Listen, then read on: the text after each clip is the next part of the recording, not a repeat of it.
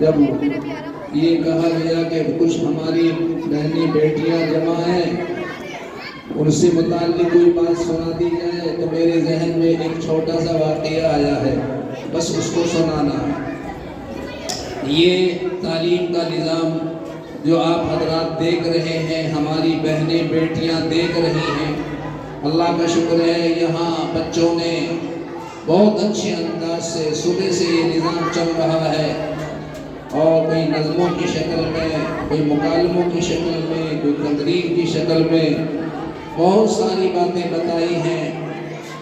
اس لیے بعض جلسوں میں ہم جاتے ہیں، بڑے بڑے جلسوں میں، جہاں کافی تعداد میں پڑھانے والوں کی ایک اچھی خاصی جماعت ہوتی ہے، لیکن جیسے وہاں کام ہوتا ہے، یہاں ایک بہت دیکھنے کے لیے بہت مختصر کام ہے، لیکن اللہ کا شکر ہے بہت اچھا کام چل رہا ہے۔ قرآن شریف کی تعلیم بہت اچھی دی جا رہی ہے، بچوں کو قرآن شریف پڑھایا جا رہا ہے، دینیات کی باتیں سکھائی جا رہی ہیں۔ اس لیے میری بہنوں کو، بیٹیوں کو چاہیے اپنے بچیوں کو پڑھنے کے لیے آمادہ کریں، بچوں کو، بچیوں کو، ان کو ترغیب دلائیں اور قرآن پاک کا شوق پیدا کریں ان کے دلوں میں۔ ہماری بہنیں بیٹیاں ہی بہت ہی زیادہ مفید ہوتی ہیں، جو بچوں کی وہ تربیت جب کر دیتی ہیں۔ بہت بڑا کام ہماری بہنوں اور بیٹیوں نے کیا ہے۔ سب سے پہلا مدرسہ تو ماں کی گود ہوتی ہے، آپ کی گود میں بچے پلتے ہیں۔ اگر آپ ان کو جیسا ذہن ان کا بنانا چاہیں گے ویسے بن جائے گا۔ قرآن شریف سے کا عشق پیدا کیا جائے، یہ قرآن کریم کلام الہی ہے، اللہ کا کلام ہے۔ ابھی آپ حضرات کے سامنے قاری صاحب نے قرآن شریف کی تلاوت بہت اچھے انداز سے کی ہے۔ یہ اللہ نے قرآن شریف کی حفاظت کا ذمہ لیا ہے، یہ اللہ کی حفاظت کی ہو رہی ہے۔ یہ چھوٹے چھوٹے معصوم بچوں کو قرآن شریف یاد کرا دیا جاتا ہے، تھوڑی تھوڑی عمر میں یہ قرآن شریف کے بچے حافظ ہو جاتے ہیں۔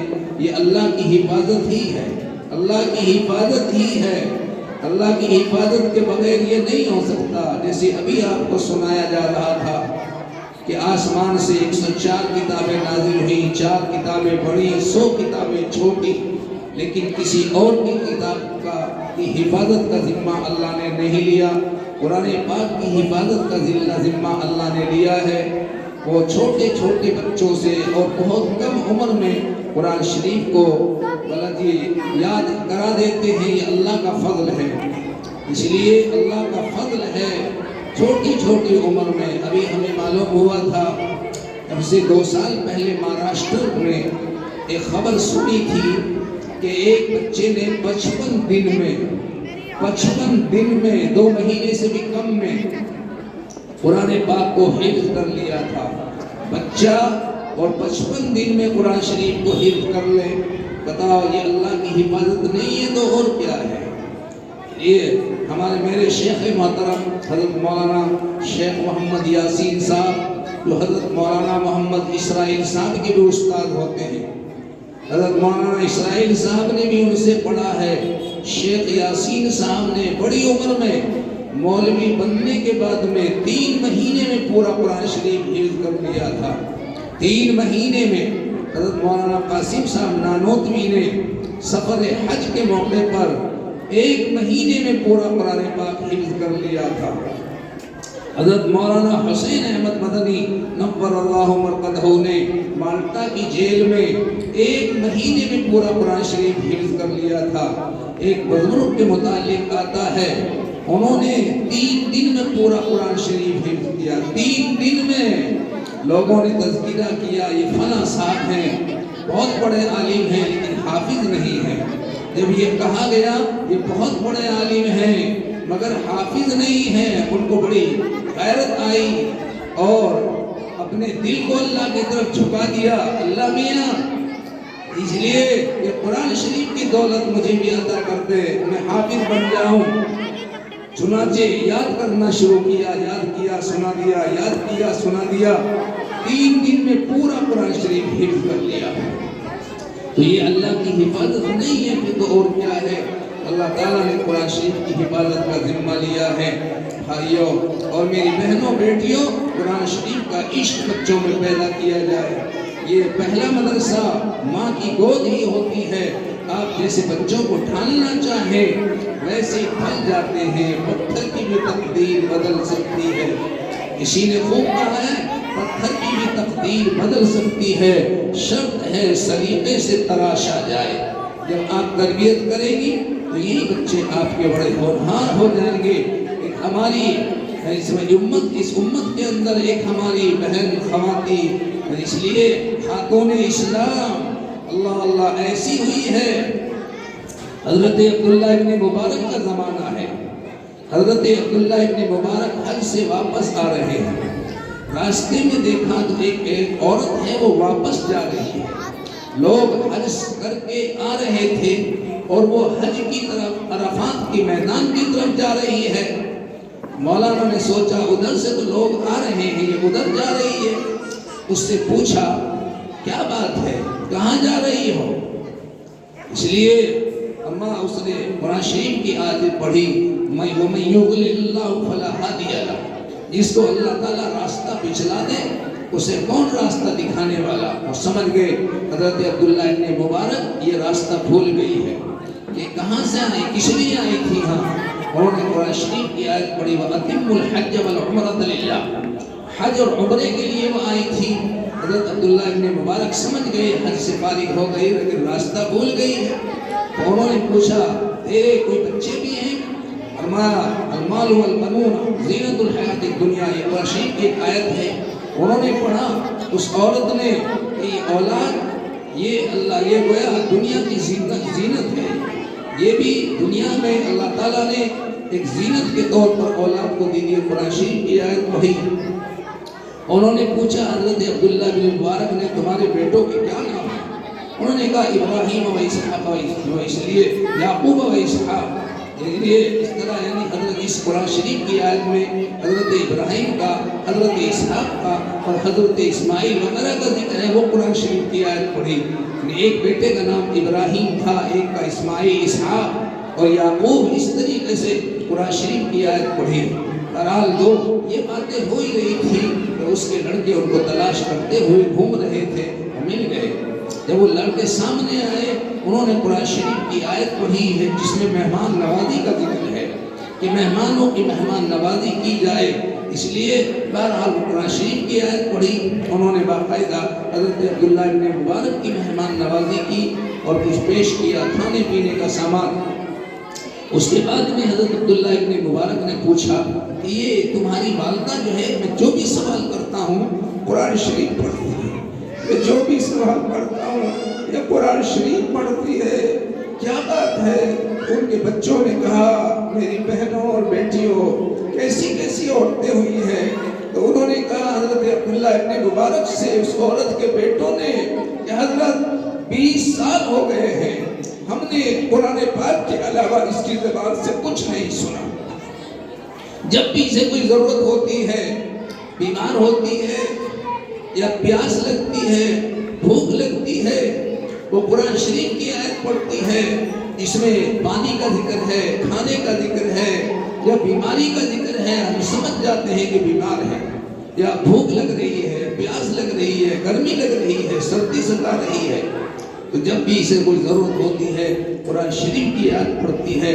20 سال سے ہم نے اس کی زبان سے کوئی دوسری بات نہیں سنی قرآن کے علاوہ۔ تو میری بہنوں اور بیٹیوں دیکھو ایسی ایسی بھی امت کے اندر عورتیں ہوئی ہیں، اس لیے حضرت رابعہ بصریہ ہے، حضرت رابعہ ادویہ ہے، اور ہماری ماں، ہماری سب کی پوری امت کی ماں، پوری امت کی ماں حضرت عائشہ صدیقہ رضی اللہ تعالیٰ عنہا ہیں۔ 6 سال کی عمر میں نکاح ہو گیا، 9 سال کی عمر میں رخصتی ہو گئی، اور 18 سال کی عمر ہے ہماری ماں حضرت عائشہ صدیقہ کی 18 سال کی عمر میں بیوہ ہو گئی۔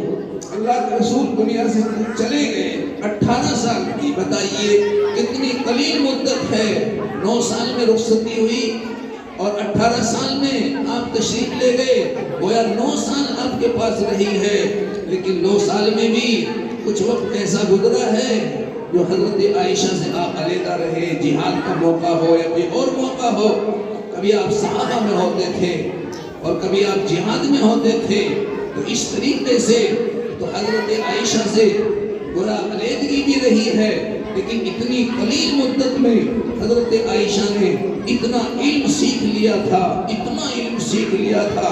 بڑے بڑے صحابہ کو جب مسائل میں الجھن ہوتی تھی تو کہتے تھے چلو اماں عائشہ کے پاس چلے گئے، چلو اماں عائشہ کے پاس چلے۔ ہماری ماں عائشہ بڑے بڑے صحابہ کو مسائل سکھاتی اور ان کے الجھنوں کو سلجھا دیتی تھی۔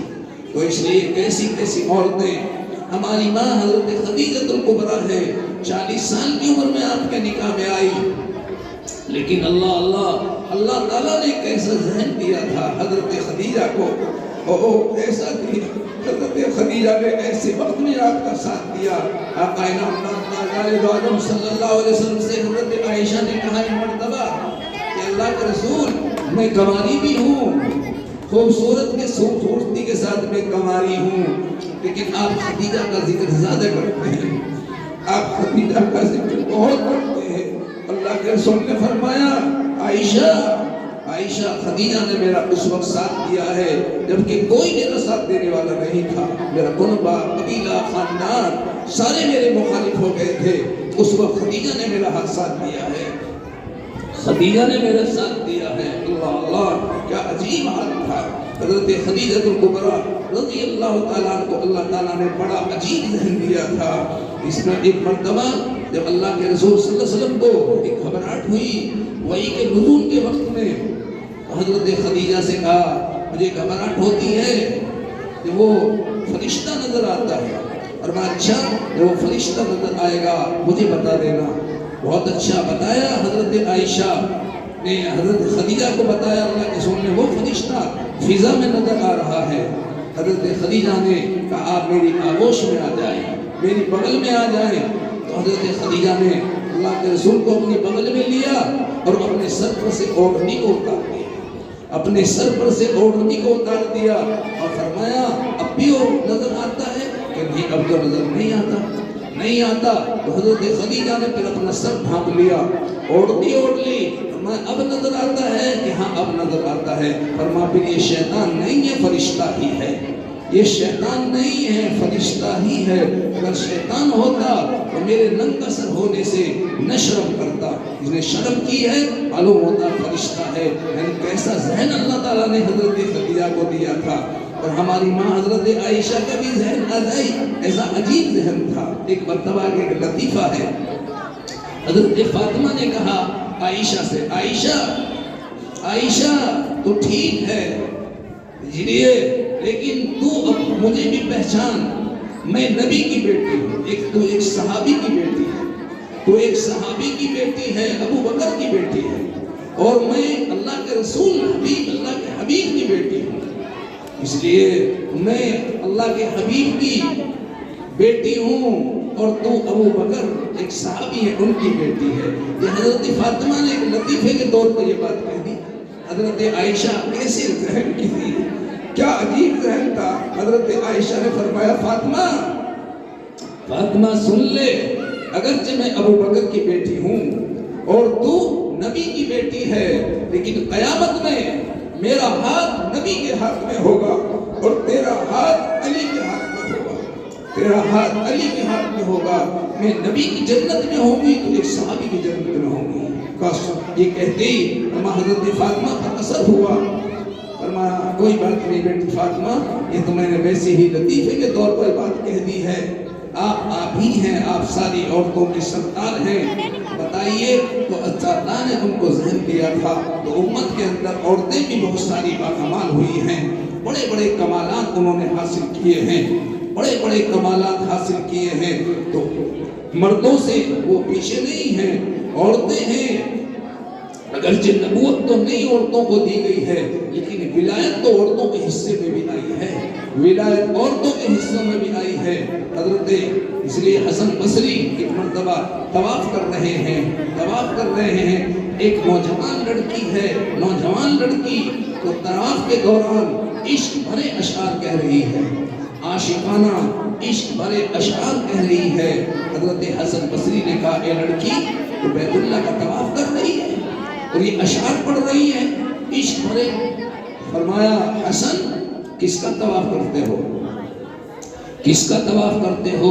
کہ انہوں نے کہا بیت اللہ کا۔ کہ تو بیت اللہ کا طواف کرتا ہے، میں اس لیے بیت اللہ کے رب کا طواف کر رہی ہوں، میں رب بیت اللہ کا طواف کرتی ہوں۔ تو میں اللہ کا طواف، یعنی کیا حال تھا اس عورت کا، اس لڑکی کا کہ تو بیت اللہ کا طواف کرتا ہے، میں بیت اللہ کے رب کا طواف کر رہی ہوں۔ اس کی شان میں وہ اشعار کہہ رہی تھی، اللہ کی شان میں تو میرے پاس آ جا، تو مجھے اس طریقے سے اپنی آغوش میں لے لے، مجھے ڈھانپ لے۔ وہ کیسے اشعار کہہ رہی تھی اللہ اعلم۔ بہرحال عورتیں بھی مردوں سے پیچھے نہیں ہیں، قرآن شریف کی حافظہ بھی عورتیں ہیں، باقاعدہ قرآن شریف کی قاریہ بھی ہیں۔ حضرت قاری لالا ہیں ہندوستان کے بہت بڑے قاری، جب مدینے میں گئے ہیں اور قرآن شریف پڑھ رہے تھے، ایک عورت نے اس کا قرآن سنا اور اپنے بچے سے کہا بیٹے اس کے پاس نہ جا، یہ تو قرآن کی ہڈیوں کو توڑ رہا ہے۔ قاری لالا حیران ہو گئے، اس لیے اس عورت نے ایسی قرآن شریف پڑھنے والی عورتیں بھی ہوئی ہیں جو بڑے بڑے قاری بھی ایسا قرآن نہ پڑھ سکے جیسے عورتوں نے قرآن شریف پڑھا۔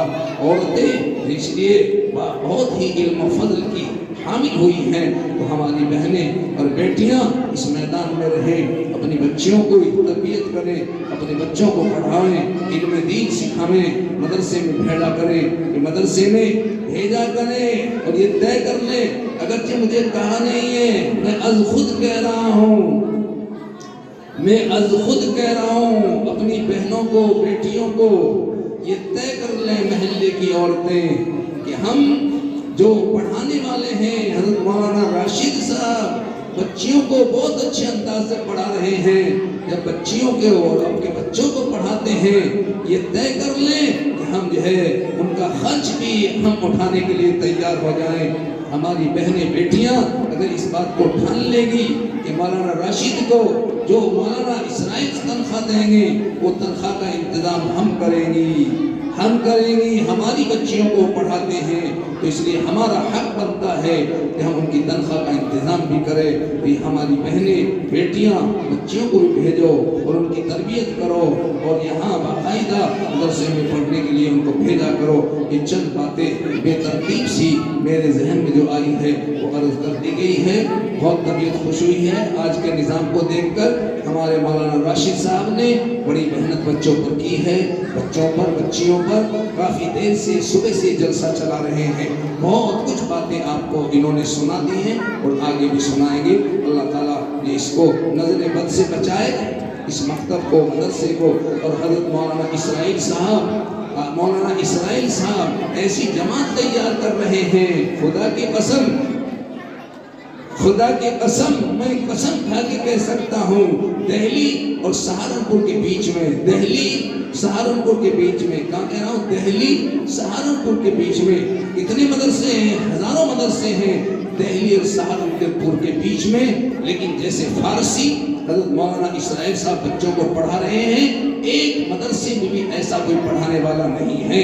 دہلی سہارنپور کے بیچ میں کوئی بھی مولوی ایسا نہیں ہے جو اتنی اچھی فارسی اور بچوں کو اتنی اچھی عربی سکھاتا ہو۔ یہ مولانا کا بہت بڑا کارنامہ ہے، اس لیے کہ اس وقت بڑھاپے کی طرف بھی دوڑ رہے ہیں اور ذوق اور بیر کے ساتھ ساتھ میں بھی